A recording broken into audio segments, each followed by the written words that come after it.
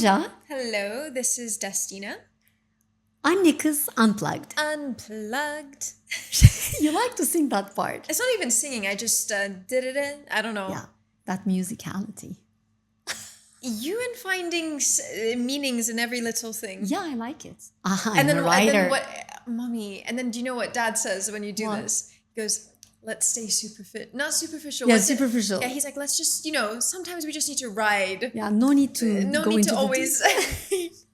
Anyway, today we thought that we would talk about, I think, two main things that really work for me and my mom during a crisis. Crisis management tools. Crisis management tool that has worked for us in our relationship when we are butting heads like crazy. And sometimes we can really clash. Don't you think? Yeah, I like it.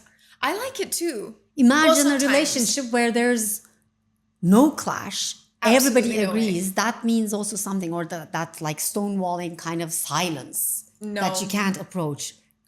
No, what? Instead of approaching. Remember one time you and your brother, you really gave me a hard time. And this wasn't me. My brother said that my mom was so unapproachable. After just giving me a speech for almost 15 minutes, he says, "You're so unapproachable." And then he stops and he's just like, huh. But the irony is the fact that he can even say that I am. He feels comfortable enough to approach you in doing that. But I take this as a compliment. I mean, like being approachable. Yeah, I'm so proud of that. Anyway, let's go back to the tips. Okay, so, two things that worked for us. One of the big ones, I don't even know how we discovered this. Out of desperateness. Out of pure desperation. Pure desperation. But car rides. Car rides. So the biggest thing is when me and my mom are arguing, or we both feel like we're not getting anywhere, or kind of running in circles, or I feel so not heard, you don't feel heard. It just is a constant, it becomes exhausting. It's a black hole. Yeah, this kind of black hole that we can't. It's a kind of a depression in that moment as well. Yeah, I think you might be depressed. We might be together depressed in our relationship. Yeah, but whatever that feeling is that we can't get out of, we have found the best way that works for us is to immediately get in the car and drive. Like endlessly until things get We resolved. have done this where we actually drive from one city to another. We've done this at 2 a.m. We've done this at 6 a.m. We've done this at 10 p.m. Yeah, exactly. Like we literally felt like, okay, we're jumping in the car and just going. And then we went literally from one city to the other. And then we arrived to the other city, but we didn't stop driving because our issue was not finalized yet. So we kept on circling around in the same area. We didn't feel complete. And I think that's something that we do at the end of the drive where we're like, are we ready to get out the car? Yeah. Yes or no? If one of us is a no, we continue. Exactly. And I think that the driving kind of creates this environment that is in some way similar to walking, I'd say. Yeah, we did that once as well. Well, yeah, but I just think it creates this environment that feels less intimidating, less pressure, where you're sitting side by side, where you're not, in this confrontation, physical aspect of eye contact. And we have to solve this problem, where we're in the car. And I also think the idea of this motion kind of, going forward. And I think that might maybe subconsciously replicate this idea of, emotional processing, or this idea where we can stay in silence and it's not this, forced silence, but we're doing something. Our bodies are moving through something. There's things that we're looking at. We're not constantly looking at at each other. And I think that really created this space for us to feel like, okay, now we can maybe talk. Yeah, and then we have, I think, some subconscious rules in that somehow, like the silent contract. Like no one pushes the other one to talk. We just give that time. Well, I think we are able to really mirror that, like mirror where we're at and mirror the emotional progress that we're both going to face and go through. So I think silence is necessary for you Silence and me. is very powerful. I mean, that's one thing actually that I got You to and me learn so need through that. through coaching as well. Yeah. I mean, all the, hats off to the coaching tools and Yeah. trainings, because silence is a huge has a huge impact on relationships, where people have the time to stay, think, digest, and find their own voice. Yeah. Or sometimes not even a voice, but just like maybe the tears need to come out of, And I think the car is a great place where you feel like you're in the womb, because it's limited as well. You can have access to the outdoors, like you see the action, the movement, like you said, like it's like you're in a train. You know what I mean? But especially the speciality in the car is like, I mean, you're only with the person that you want to be together in that moment. So it's private. It's restricted. It's a safety zone. And on the other hand, you still have to be careful. I don't think it's restricted, because when I don't know, that makes me feel I mean, like it's trapped. It just makes it's not a trap. Yeah, it's not a trap. I think we just feel like we're in this together. Exactly. And I think we like the night mode more than the day mode. I was gonna I think ask you which one do you like more. Darkness adds to that, you and me like to really get in our feels. So, like, for example, that one time when we left Datça, it was I think 1 a.m. or something like that. Yeah. And then we went to Bodrum. Oh, I will say, when we first started doing this, I didn't mean to interrupt, but I think it was difficult for us to even, that whole thing of, sometimes it's so hard to start something, and then once you start, you know that it's going to be beneficial for you. And I think in the beginning, we used to get even more annoyed at each other, like, oh, I don't even want to get in the car. No, let's just do this now. Resistance. Like, we were even resisting that. And then now we've gotten to a point where even we're just like, okay, just get in the car. And Can I tell you where this started actually? Where? When you were 55 days old. Mom, you can't, like...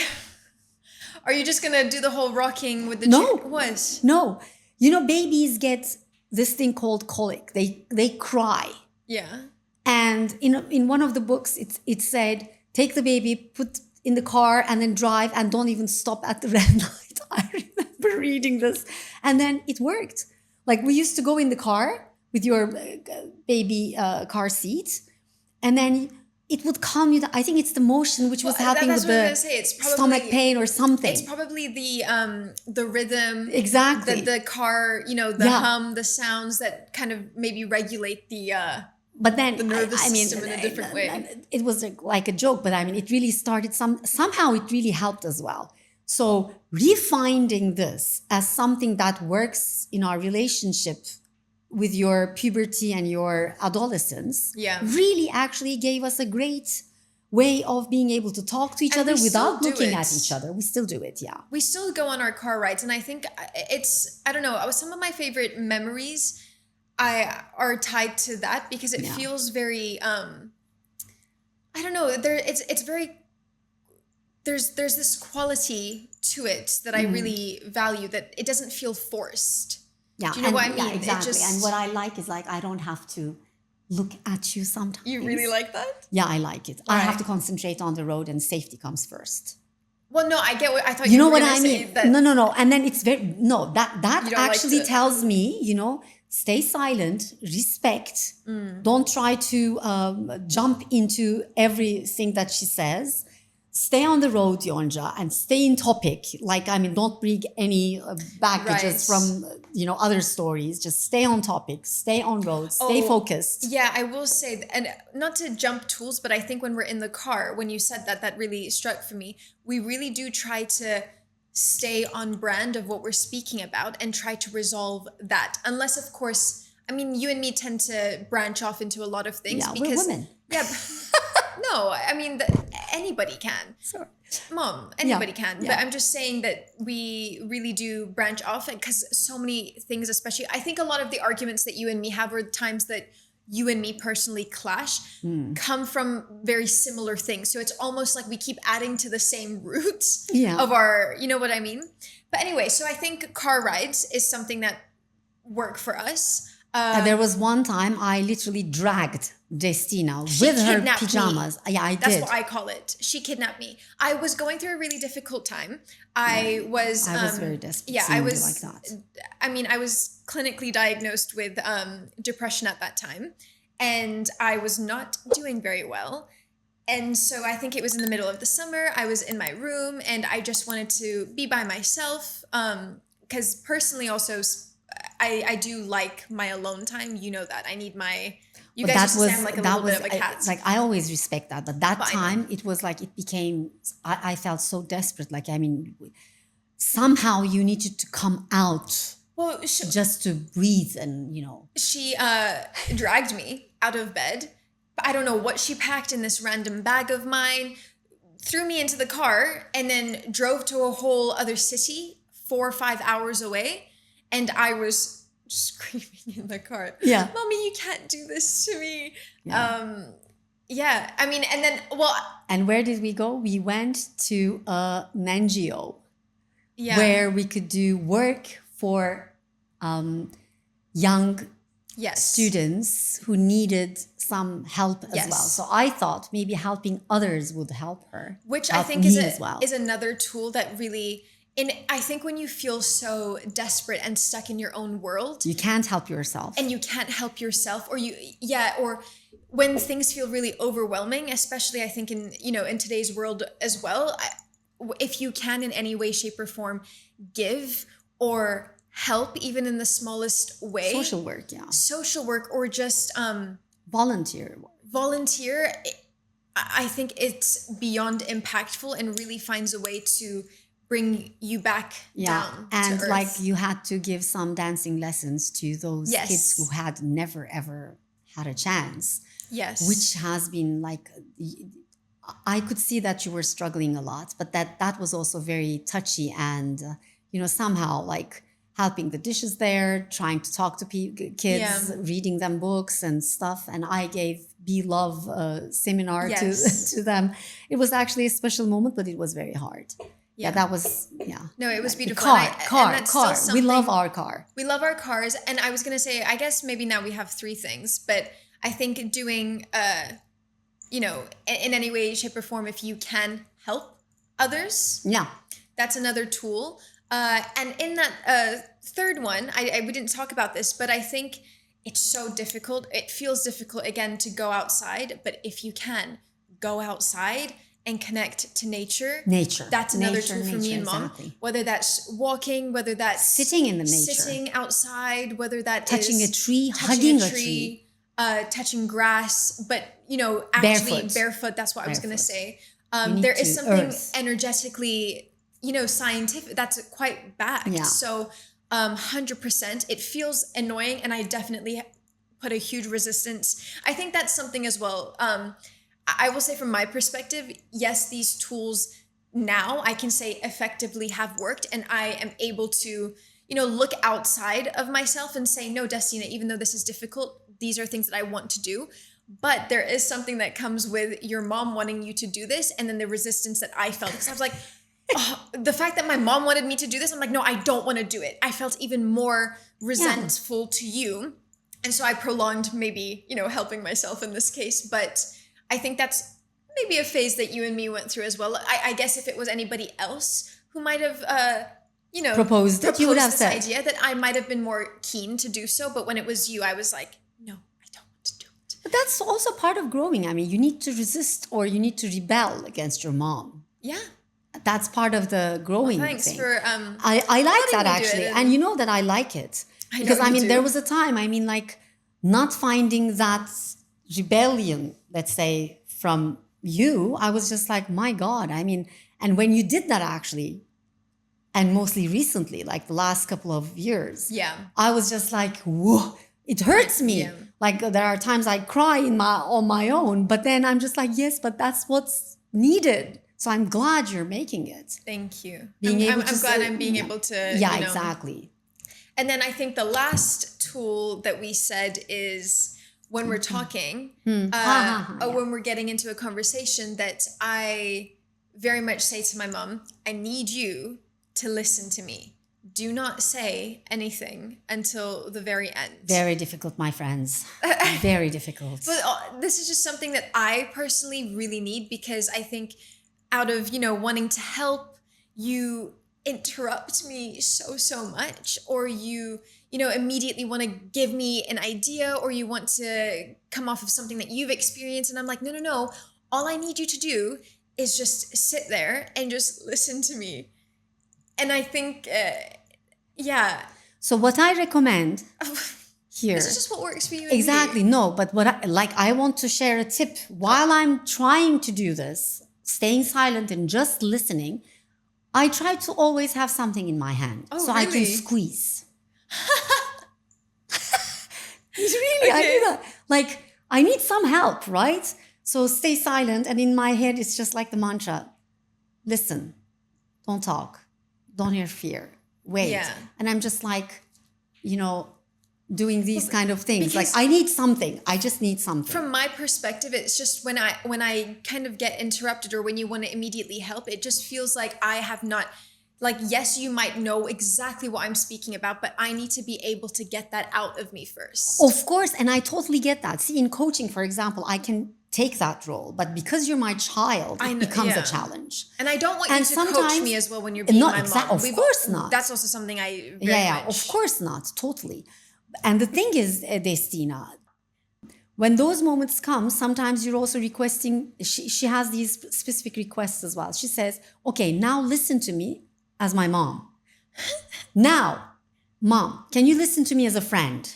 So you need to totally de-identify yourself from who you are. I don't even know if that's actually realistic, but it is not. But I try to do my best, and then I go in the bathroom and I'm just like, no. I think actually now when I say that to you, because I think I said that to you last night. Yeah. Because I got excited about something, and I was like, okay, mommy, can you just listen to me as a friend? And and I think it just allows me. Yeah. I think it's more of a. To you. It's more for me to say that. No, but it's important to cue that to me as well, Destina. I like it. And sometimes she says, okay, I will tell you something and I don't want you to comment on it.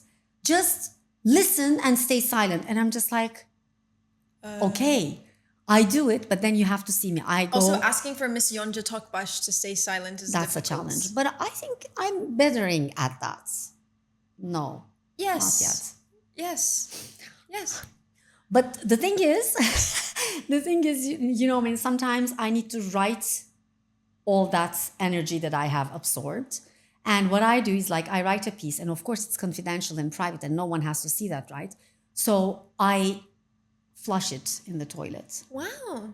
Didn't know that. Yeah, these are my tricks that I have to, Interesting. Or there has been times I've written it and then I burnt it in the sink. And then, washed it. So no one can see, but just destroy that energy that I've absorbed. And I was angry, or I was feeling sad and upset and desperate. And there has been one time, what I also did is I literally wrote about it.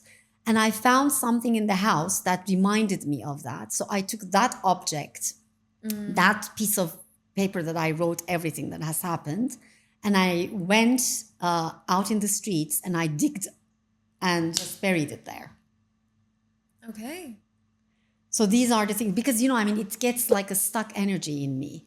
Yeah, I think you just need the to emotion, take it out. whatever that, sadness, sensitivity, the fact that I have to only digest it.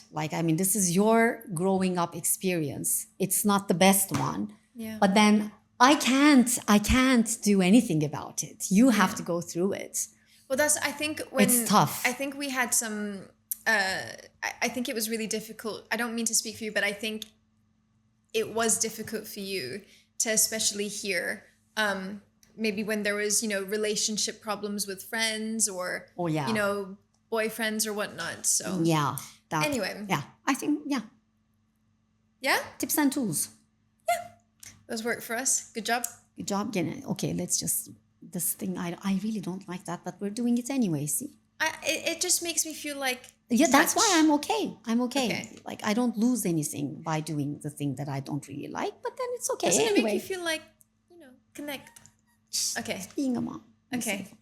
That's fine. Okay. Well, All right. Thank you. Bye bye. thank See you you very next much. time. See you next time.